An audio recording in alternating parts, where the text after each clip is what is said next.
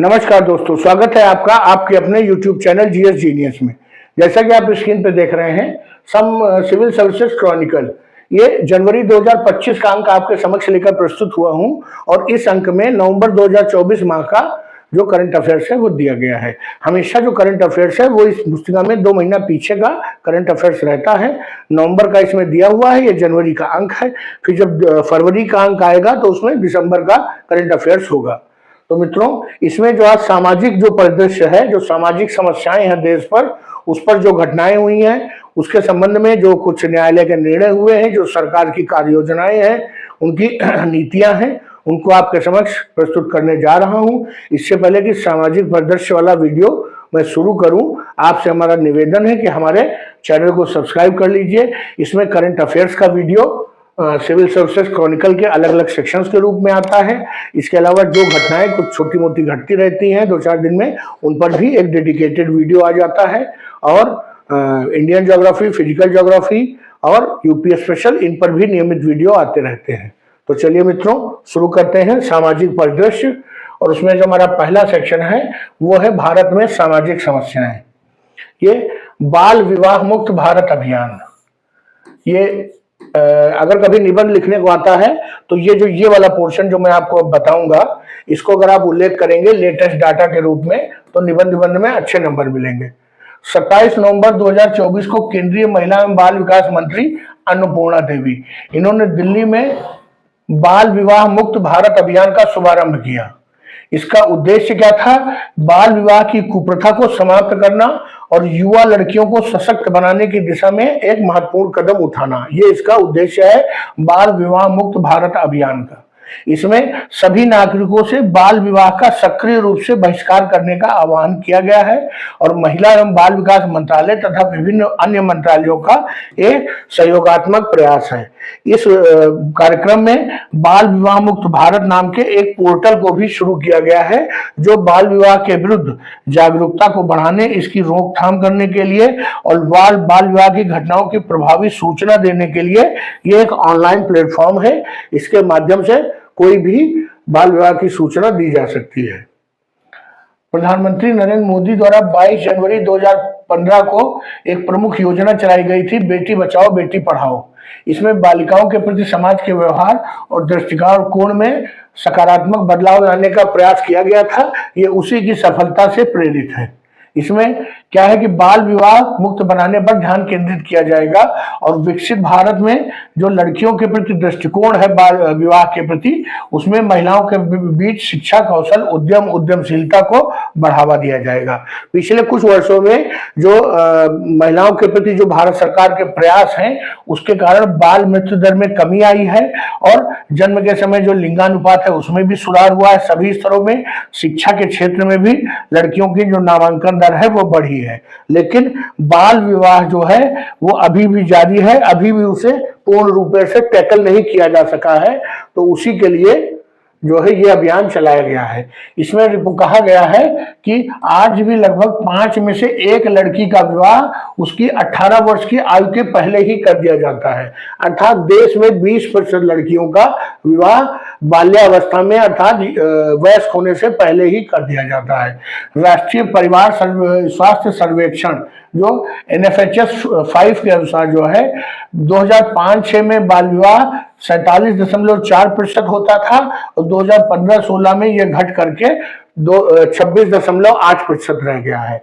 अब अगर 2024 में मानिए तो भी यह 15-16% अवश्य होगा। वही इन्होंने 20% कहा है। यह एक बाल विवाह क्या है? यह एक ऐसी प्रथा है जो लड़कियों को प्रभावित करती है और समय से पहले पारिवारिक देखभाल में झोंक दिया जाता है और युवावस्था की खुशियों से वंचित रह जाती हैं। परिणाम स्वरूप उनको अपने बारे में, अपने विकास के बारे में सोचने समझने का मौका नहीं मिलता है और अंत में वो निर्धनता की चपेट में आ जाती है। बाल विवाह मुक्त भारत जो अभियान है, ये वर्ष 2047 तक जो विकसित भारत बनाना है, ये उसके लिए बहुत जरूरी है। उसकी दृष्टि से विजन में जो है साम्यता रखती है। इसके अलावा जो हमारा अगला जो है मुद्दा है वो है बच्चों के विरुद्ध हिंसा समाप्त करने पर वैश्विक सम्मेलन। ये 7 से 8 नवंबर 2024 को कोलंबिया के बोगोटा में बच्चों के विरुद्ध हिंसा समाप्त करने पर प्रथम वैश्विक मंत्री स्तरीय सम्मेलन का आयोजन किया गया।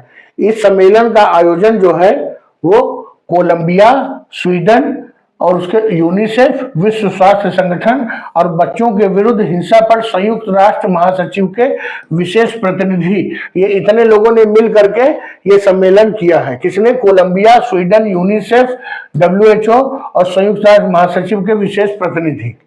इनमें बच्चों की चिंताजनक रूप से उच्च संख्या 1 बिलियन पर ध्यान केंद्रित किया गया है, जो सालाना शारीरिक, भावनात्मक या यौन शोषण का शिकार होते हैं। विश्व में लगभग 1 बिलियन बच्चे फिजिकली और मेंटली और सेक्सुअली जो है इनका शोषण होता है। बच्चों के विरुद्ध हिंसा, बाल विवाह में सभी प्रकार के शारीरिक, भावनात्मक दुर्व्यवहार, यौन शोषण, ये सब शामिल किए जाते हैं। विश्व की आधी आबादी, जो बाल आबादी, इन सबसे प्रभावित होती है। शारीरिक दंड से हर 5 में से 3 बच्चे को अपने घर में प्रभावित होना पड़ता है। WHO के अनुसार यह हिंसा अक्सर छिपी हुई प्रवृत्ति की होती है तथा प्रभावित बच्चे में आधे से भी कम बच्चे किसी को यह बताते हैं कि उन्होंने हिंसा का अनुभव किया और केवल 10% से कम ही को जो है कोई मदद मिल जा पाती है।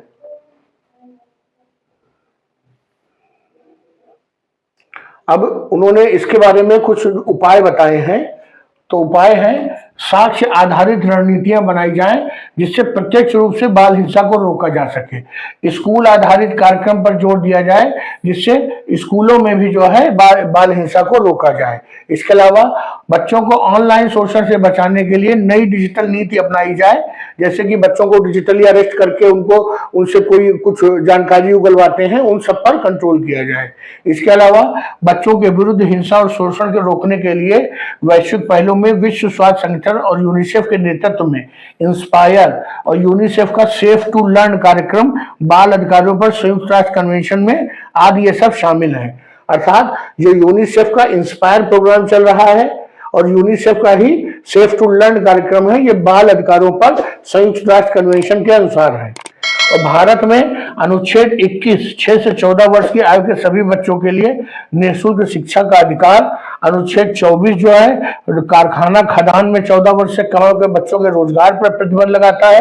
और इसके अतिरिक्त पॉक्सो एक्ट 2012, किशोर न्याय अधिनियम 2015, ये सभी बच्चों के कानूनी अधिकार भारत के न्याय व्यवस्था में मौजूद है।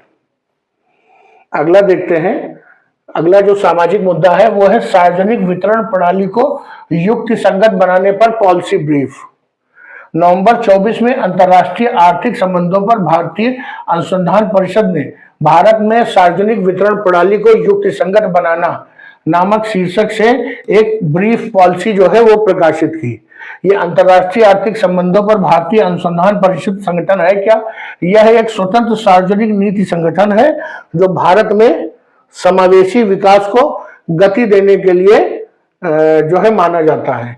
और यह सार्वजनिक वितरण प्रणाली के तहत जो है अनाज की निरंतर हो रही चोरी पर प्रकाश डालते हुए इस अध्ययन में खाद्य परिपोषण सुरक्षा सुनिश्चित करने के लिए उसको युक्ति संगत बनाने पर जोर दिया है।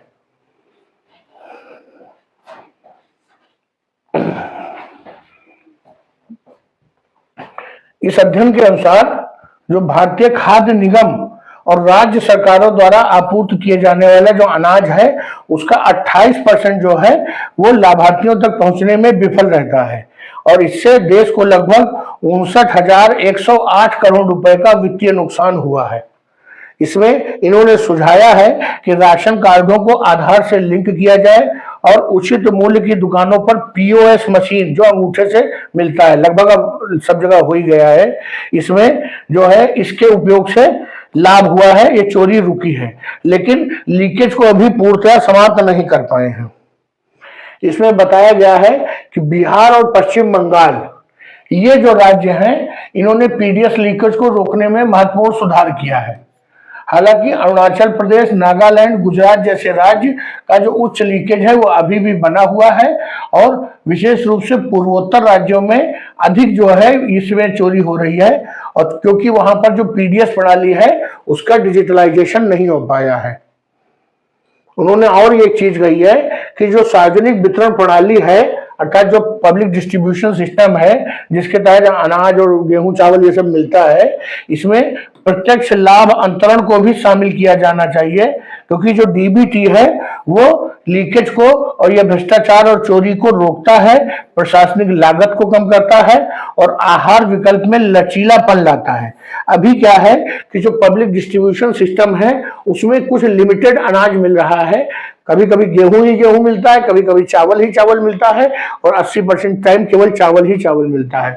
तो जो हमारे गरीब लोग हैं वो उनके जो दैनिक जो भोजन का जो वो बना हुआ है चक्र, उसमें अधिकांश वही गेहूं चावल ही शामिल होता है, अन्य अनाज शामिल नहीं हो पाते हैं। तो इन्होंने सुझाया है कि उनको जो है अनाज इस प्रकार न दे करके डीबीटी के माध्यम से पैसा दे दिया जाए। तो जब पैसा दे दिया जाएगा तो वो अपनी इच्छा अनुसार जो अनाज चाहेंगे वो खरीद कर खा सकेंगे। तो उसमें एक विविधता देखने को मिलेगी अनाज में, और उसमें जो है आहार विकल्पों में लचीलापन आएगा।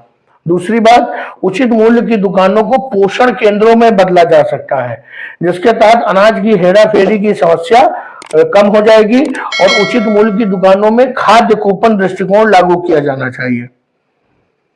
तो मित्रों, जो हमारे जो सामाजिक समस्याओं वाला जो वीडियो है, जो सामाजिक परिदृश्य वाला, उसमें बस इतना ही। वीडियो को समाप्त करता हूं। कंटेंट आपको परीक्षा उपयोगी लगा हो तो वीडियो को लाइक करिए, चैनल को सब्सक्राइब करिए।